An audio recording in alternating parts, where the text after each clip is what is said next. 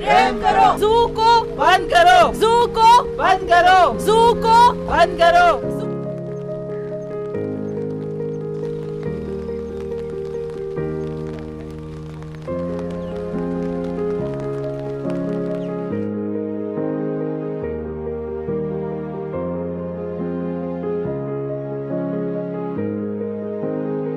बहुत बुरी स्टेट में है इस वक्त, आप देख सकते हैं। कोई इन्वायरमेंट नहीं है उस बेचारे के लिए, खाना उसको प्रॉपर मिलता नहीं है। एक अकेला एक एलिफेंट्स जो होते हैं और इवन जितने जानवर हैं वो को एग्जिस्ट करना जानते हैं आपस में, तो इसको अकेला रखने का कोई फ़ायदा बनता नहीं है। हमारा मुतालबा यह है कि जो यहाँ के एनिमल्स हैं उनकी रिक्वायरमेंट पूरी की जाए। यहाँ पे एलिफेंट के लिए आप देख लें, एक तो एलिफेंट के लिए जगह उन्होंने बहुत छोटी बनाई हुई है, दूसरा उसको बहुत लोनली रखा हुआ है। बंद करो। बंद करो। बंद करो।